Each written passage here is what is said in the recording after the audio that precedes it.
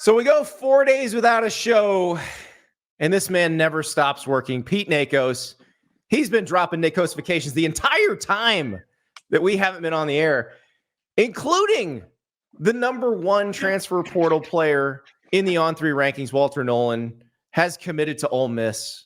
You put in an RPM prediction for him with Ole Miss 2 weeks ago, I think, Pete. Yeah. But that is yet another big piece that Ole Miss pulls out of the transfer portal, and it does seem like they have revamped their defensive line with portal guys. Yeah, I mean, it's pretty spectacular. I mean, I guess maybe that's the word to use. Pete Golding has done a hell of a job down at Ole Miss right now, bringing in Tyler Barron. And then obviously Walter Nolan is the jewel of the 2024 transfer portal, and they win him over on Christmas Eve. I mean, just what a I guess 2 week span, I guess you could say, for Ole Miss between the talent on the offensive side of the ball, and then kind of capping it off with Walter Nolan. And you knew Sunday morning it was happening by the time the tweets started to roll around. Yeah. Well, and also Princely Umanmielen from Florida, the edge rusher. So they got him too. And you're right. That it's a very big haul for Pete Golding. Kind of changes the way he can play a little bit. And it's that kind of top line talent on the line of scrimmage that Ole Miss hasn't had relative to Alabama, to Georgia, right, to the teams in the SEC they have to beat. I mean, yeah, I'm sure you would agree with this, but this completely changes what the ceiling is going to be in 2024 in Oxford, right? It goes from, okay, I mean, Lane Kiffin's done a great job, but all of a sudden it's college football playoff or bust, in my opinion. And I say that obviously because we're going to 12 teams. It's so long. Yeah, they would have made it this year. Right. They would have made it this year. They're going to bring back Jackson Dart. I've heard that Walker Howard has looked good in practice the last couple of weeks. You get Juice Wells coming in. Quinshon Judkins appears to be coming back. And then you add what's going on the defensive side of the ball, and things are looking great right now for the Rebels. And yeah, it's CFP or bust at this point. It's a fair assessment, I think. Speaking of CFP, a team that's not in the CFP this year, but we expect they probably will be once again once the 12 team starts. Georgia, little rich get richer action. Trevor Etienne, when he went into the portal from Florida, we both said we think he's going to Georgia. He has now made that official. He's going to Georgia. Yeah, I mean, it's funny because I was trying to figure out the transfer portal winners, right? Like 3 weeks in or whatever it is at this point. My mind's kind of going crazy. But I know Georgia's lost a lot of talent, but what they've been able to do on the offensive side of the ball, right? Getting Trevor, getting London Humphreys from Vanderbilt, Kobe Young from Miami. I mean, Georgia is going to look really good on the offensive side of the ball next year, and Carson Beck's coming back, and he's going to have plenty of weapons. And the world's largest outdoor cocktail party is going to look very interesting to see next year, and just seeing how Florida and Georgia will look come that weekend. Well, yeah, and Trevor Etienne, I'm sure, will be lustily booed by half of those fans, but yeah, that's just how it goes in that rivalry. Let's say you want to go to one of these games. Maybe a game where they're going to stock a little more beer for you. Maybe you want to go to the Citrus Bowl and watch Tennessee and Iowa. Maybe you want to go to the Alamo Bowl and watch Arizona and Oklahoma. Go to GameTime. Download that GameTime app. Use the code STAPLES. Your first purchase, you'll get $20 off. And it's so easy to use that GameTime app. You type in the event you want to watch, that you want to attend. It doesn't matter if it's sold out. They've got tickets. Rose Bowl tickets, Sugar Bowl tickets, you name it, they got it. You pick the ticket, you're going to get a picture that comes up. It's going to show you exactly where in the stadium you'd be sitting. So you can tell, do I want this? Does this look good? Does this look like a good view? A couple more taps, that ticket is yours. You can transfer electronically on game day. It is very easy to use GameTime, and they have tickets for every sporting event, concert, comedy show, you name it. So download the GameTime app. Use the code STAPLES and get $20 off your first purchase. But you mentioned Georgia losing a talent, and it feels like, though, this is sort of the way this is supposed to work. The people who left Georgia, for the most part, were not playing very much, or they were maybe not playing as much. Like a Marvin Jones Jr. going to Florida State, Marvin Jones Jr. was going to play at Georgia next year. Right. Like he was going to have a role. My guess is his role is more significant in Florida State's defense than it would have been in Georgia's defense. And then you got other guys who weren't playing who will probably be starting at their new schools. Yeah, the one head scratcher for me has been AJ Harris, who's been rumored to be a favorite for Auburn. But I mean, On3's Rusty Manziel has even reported that the door's still open in Athens, and that's like for me been the biggest one to monitor. Well, and Amarius Mims was like that a year ago.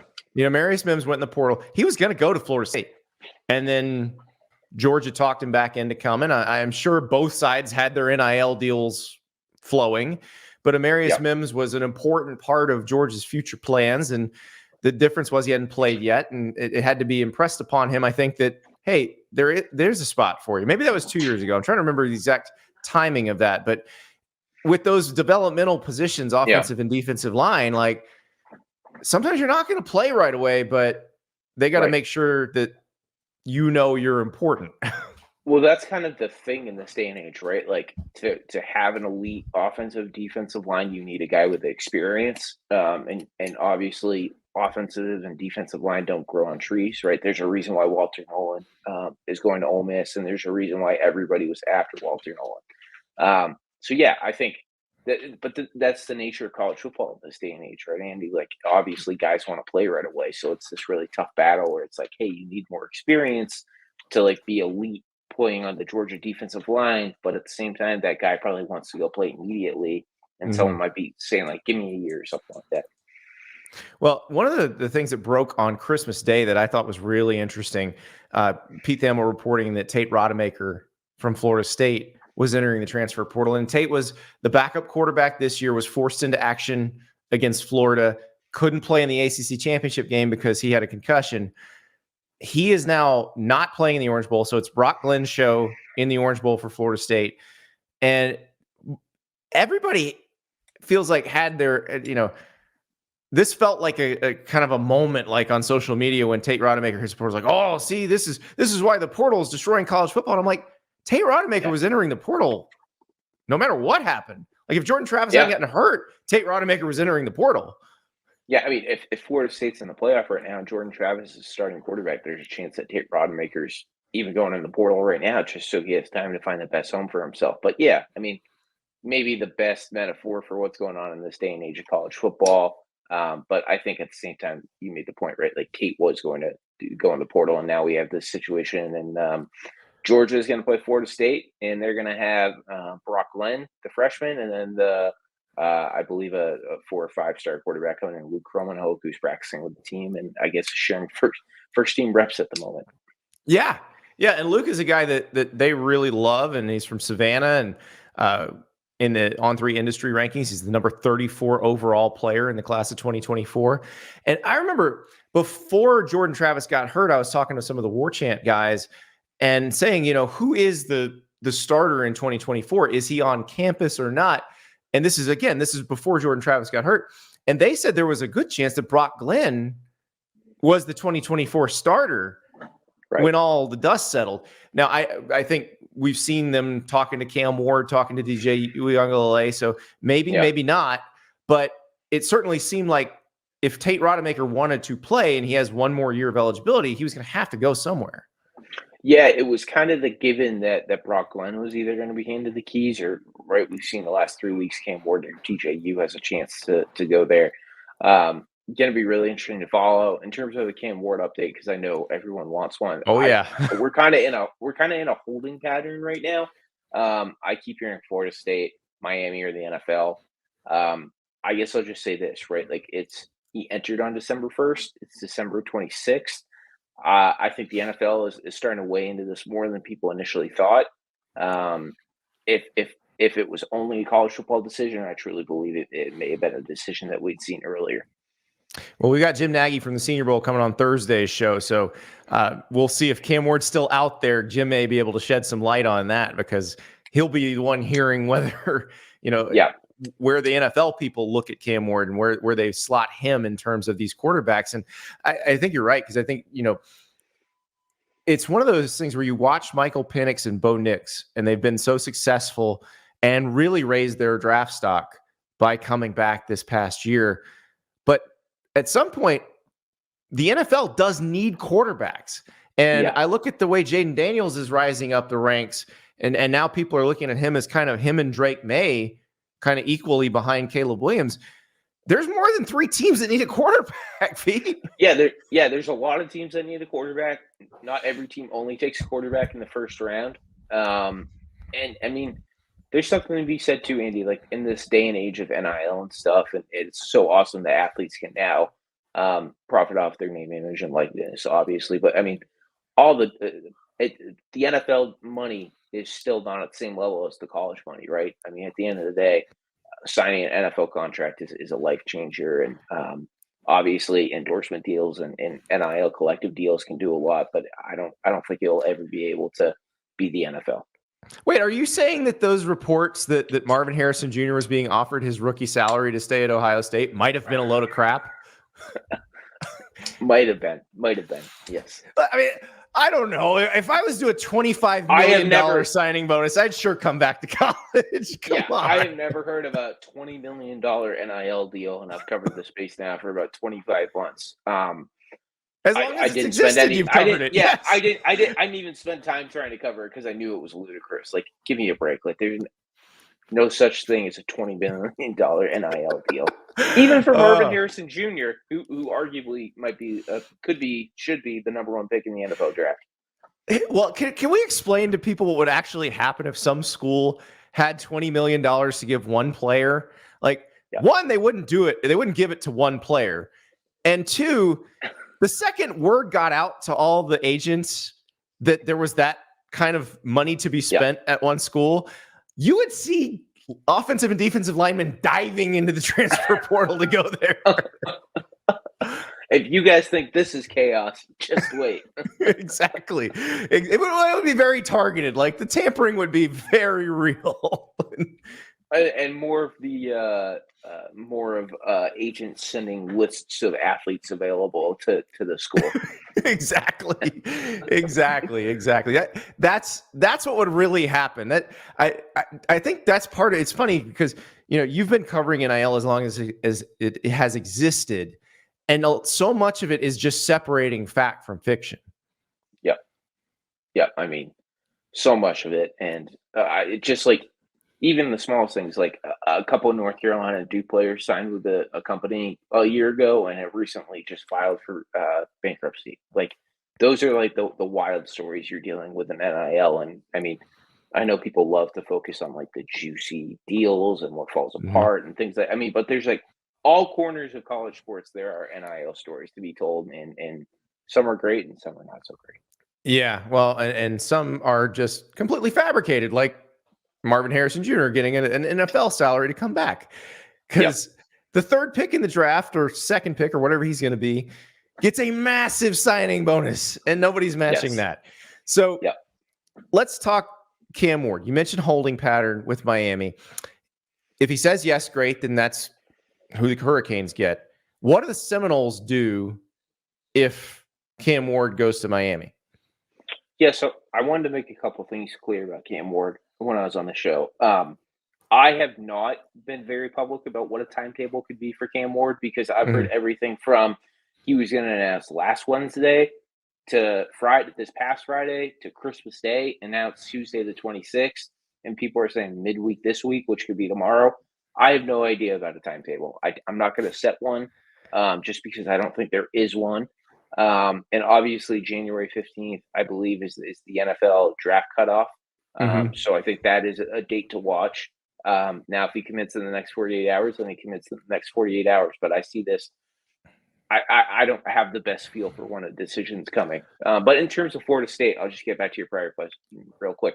I think it's Cam Ward, DJU, and then from there, I think that if Cam's off the board and DJ might be off the board, then I think Mike Norvell is going to have to really think for a second if he just wants to ride with a freshman and give him the experience, or try to go find a third option. Yeah, you roll with one of the 2 young guys you have who you like. And if you do that, maybe you dip into the portal post spring and grab someone who can be a serviceable backup. And that, there's nothing that's the next wave of this is there will be some of that movement where somebody wants to just go be in a winning type program. And maybe they're not doing it because they have to start. Now, you mentioned Cam Ward in the NFL. So if let's say he goes to the NFL and he's off the board, Would that be KJ Jefferson maybe in Miami? No, I see KJ Jefferson trending to UCF right now. Okay. Nothing's a done deal. Not ready to put a crystal ball on just yet, but I see that KJ's trending to being a Knight. Now, if Cam does go to the NFL, I think all options suddenly become open at Miami and Florida State. So KJ and that Gus Malzahn offense could be kind of fun. It could be very like fun. that. It could be very fun. It is interesting because we've seen UCF pop up for quite a few of these so far. And as a young member of the Big 12, it feels like that's kind of how you have to do it, because we saw all those new Big 12 programs did struggle in year one because depth is hard. But it does seem like UCF can get competitive pretty quickly if they keep this up. Yeah, I mean, they found some success this year, and I would think bringing in someone like KJ Jefferson would be a great handoff from John Rice Plumlee to KJ. I mean, 5 years of experience in the SEC, I think, would be pretty invaluable trying to lead a Big 12 team. So what's the next big portal domino to fall, do you think? I think it's probably, where does Evan Stewart go? I mean, I know everyone's on Cam Ward watch. I know everyone wants to know where DJ U's going to go, if he's going to go college or NFL or whatnot. I know there's a lot of intrigue around Malachi Nelson too, but I think the best player still on the board is probably Evan Stewart. And where does Evan Stewart go? I've heard Texas and Alabama rumored, and I've also been told by sources that those really are not viable options. In recent days, I've heard Florida State thrown out there. I've heard Ole Miss. I've heard Tennessee. I've heard USC. I've heard Oregon. I think that we'll start to get a better feel in the days to come. But I mean, I'll tell you guys right now, like, I don't think he lands at Texas or Alabama. That's one that I think Texas, you look at the way their transfer portal recruiting went, go back a couple of years and they could take a Jai Hall and Jaleel Billingsley from Alabama, which obviously Steve Sarkisian had a hand in recruiting those guys, knew them, but probably knew there was a risk involved, and it didn't pay off in terms of the reasons they were not successful at Alabama, same reasons they weren't successful at Texas. I think when you've got a program like Texas where they're in a really good place, and obviously Nick Saban's program is in a really good place, you're careful about who you take into your locker room, even if they have all the talent in the world. Yeah, I think that's a great point. I mean, could you imagine Evan Stewart with Lane Kiffin and the SIP, as Lane likes to say, be fun. Next to G12s? That could be really fun. I think that what Mike Norvell and Florida State have built to is something that a lot of players have respect for, and I think that Tallahassee could be the kind of place where Evan goes in and maybe kind of meshes with the culture and stuff, and then finds some success on the field and kind of goes with the Keon Coleman mold per se. Yeah, you definitely saw that with Keon Coleman this year, where, I mean, he was a good player at Michigan State, but when he got in there with the rest of the Florida State guys, Jaheim Bell's another good example of that. Jaheim Bell was a guy at South Carolina where, people weren't sure how hard he wanted to work, and he worked pretty darn hard at Florida State. So, I mean, it worked out. The proof is kind of in the pudding at Florida State, right? I mean, Keon Coleman arguably had one of the more dominant years for a wide receiver, right next to Marvin Harrison Jr. and Malik Neighbors at LSU. So, yeah, I think that FSU is definitely going to be a place that Evan Stewart has to look at the very least, because of what happened there this past season. One other QB, and it's a guy who entered the portal early, but another guy who also kind of said the NFL was out there as a possibility, is Will Howard from Kansas State. And it's weird saying from Kansas State, because it feels like he hasn't played for Kansas State in a year, even though it's only been a month. What is the timetable with him? That's another one where I think the NFL is going to actually be on the option board. January 15th is another date to know. I've heard USC. I know he obviously visited Miami. I don't think Miami's very confident he's going to land there. And obviously Ohio State is still shopping for a quarterback. I don't think they're completely off the quarterback market.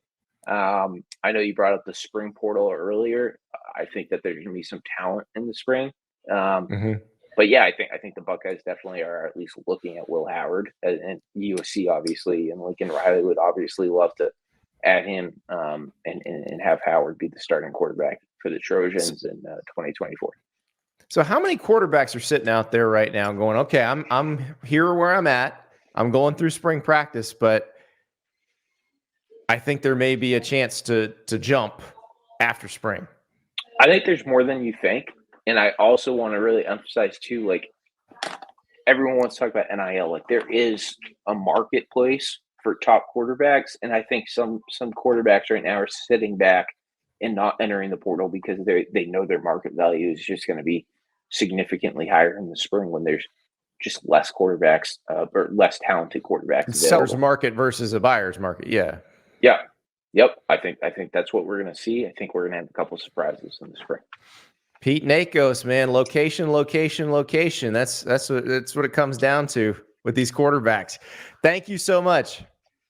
I appreciate it. Thanks so much, Andy. Thank you so much for watching. Just a reminder, subscribe to this channel right here so you never miss an episode of Andy Staples On 3. And oh, by the way, watch all the other great videos on the On3 Sports YouTube channel.